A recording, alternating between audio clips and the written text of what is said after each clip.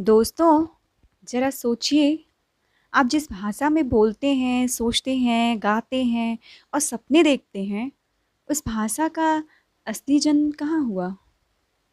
क्या हिंदी हमेशा से हिंदी थी? या इसका असली नाम, असली रूप और असली पहचान कुछ और थी? कुछ इतिहासकार कहते हैं, हिंदी संस्कृत की बेटी है। कुछ लोग मानते हैं, यह फ़ारसी और उर्दू के मेल से बनी है। तो वहीं कुछ का कहना है, हिंदी उत्तर भारत की बोलियों का संगम है। सच क्या है? हिंदी का असली जन्म स्थान कहाँ है? यही रहस्य जानने के लिए आज हम एक लंबी यात्रा पर निकलने वाले हैं।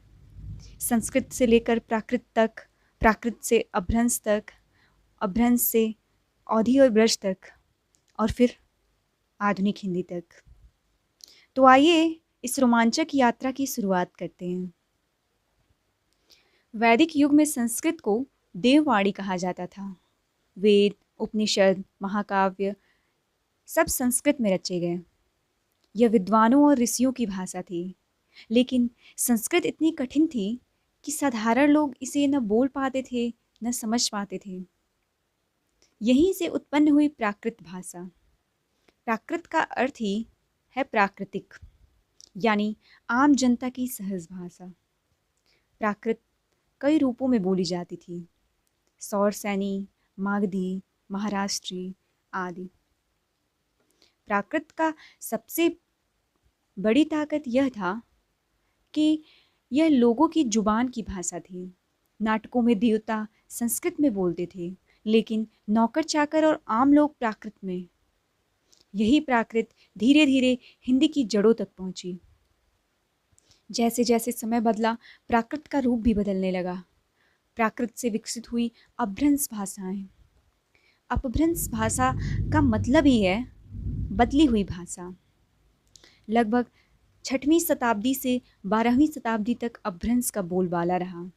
लोकगीत, कथाएं और कविताएं अपभ्रंश में लिखी गईं। पृथ्वीराज रासो जैसी रचना इसी भाषा में लिखी गई। अपभ्रंश की खासियत थी कि यह आम आदमी की बोली थी।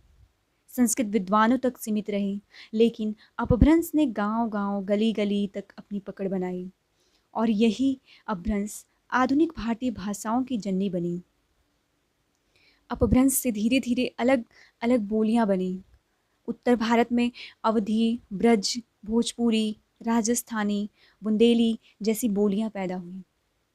तुलसीदास ने रामचरितमानस अवधी में लिखा। सूरदास ने ब्रज भाषा में भक्ति गीत गाए। कबीर ने अवधी और भोजपुरी का मिश्रण बोला। इन बोलियों ने हिंदी को आत्मा दी। अगर हिंदी को एक नदी माने तो ये सारी बोलियां उसकी सहायक नदियां हैं। हिंदी का असली जन्म किसी एक जगह नहीं, बल्कि पूरे उत्तर भारत की धरती पर हुआ। दिल्ली सल्तनत और मुगल काल में फारसी राजभाषा बनी, लेकिन जनता तो अपनी बोलियों में बात करती थी। धीरे धीरे स्थानीय बोली में फारसी और अरबी शब्द घुलते गए और एक नई भाषा बनी, हिंदुस्तानी। यह भाषा हिंदू और मुसलमान दोनों की समझ में आती थी। यही हिंदुस्तानी आगे चलकर दो हिस्सों में बटी, हिंदी और उर्दू। मुगल दरबार में अमीर उमराव फारसी बोलते थे, लेकिन बाजार में, खेतों में, गांव में हिंदुस्तानी गूंजती थी। यह भाषा लोगों को जोड़ती थी। 18वीं और 19वीं शताब्दी में अंग्रेज आए। उन्हें प्रशासन के लिए एक आसान भाषा चाहिए थी। उन्होंने कलकत्ता के फोर्ट विलियम कॉलेज में हिंदी साहित्य को प्रोत्साहन दिया। लेकिन यहाँ से शुरू हुआ हिंदी उर्दू विवाद। उर्दू फारसी लिपि में, हिंदी देवनागरी लिपि में। 1900 में नागरी लिपि को आधिकारिक मान्यता मिली। भारतेंदु हरिश्चंद्र को आधुनिक हिंदी का जनक कहा गया। उन्होंने हिंदी को जन जागरण का माध्यम बनाया। 20वीं शताब्दी की शुरुआत हिंदी साहित्य का स्वर्ण युग रही। आचार्य महावीर प्रसाद द्विवेदी ने हिंदी गद्य और कविता को नया आयाम दिया। जयशंकर प्रसाद, निराला, सुभद्रा कुमारी चौहान ने छायावाद युग को जन्म दिया। प्रेमचंद्र ने उपन्यास और कहानियों के जरिए हिंदी को आम आदमी की जिंदगी से जोड़ दिया। अब हिंदी सिर्फ बोली नहीं, बल्कि साहित्य और संघर्ष की भाषा बन चुकी थी। गांधी जी ने कहा था, हिंदी जनमानस की भाषा है। स्वतंत्रता संग्राम में अखबार, पर्चे और भाषण हिंदी में होते थे। क्रांतिकारी नारे हिंदी में गूंजते थे। हिंदी अब सिर्फ भाषा नहीं, बल्कि आज़ादी की आवाज़ बन चुकी थी। 1947 में आज़ादी मिली। संविधान सभा में बहस हुई, भारत की राजभाषा कौन हो? कई लोगों ने अंग्रेजी के पक्ष में तर्क दिए। दक्षिण भारत के नेताओं ने हिंदी का विरोध किया, लेकिन अंततः 14 सितंबर 1949 को हिंदी को राजभाषा घोषित किया गया। तभी से हर साल 14 सितंबर को हिंदी दिवस मनाया जाता है। आज हिंदी दुनिया की तीसरी सबसे ज़्यादा बोली जाने वाली भाषा है। इंटरनेट पर हिंदी कंटेंट सबसे तेज़ी से बढ़ रहा है।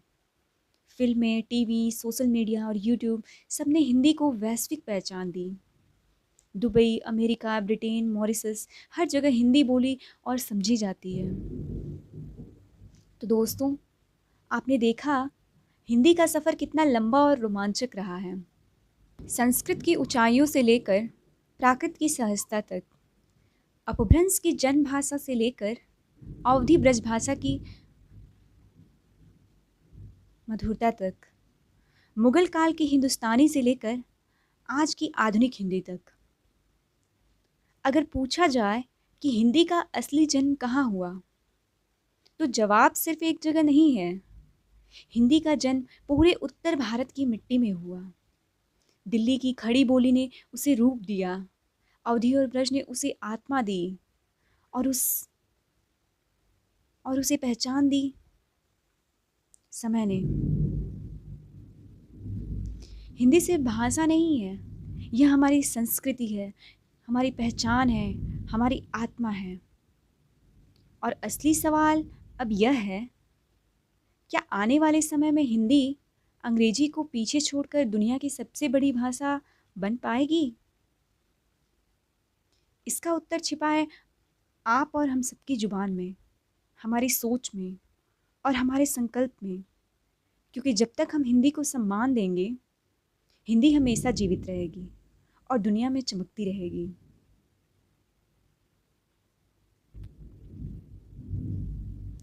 आपके अनुसार हिंदी का भविष्य कैसा होगा? अपनी राय ज़रूर बताइएगा।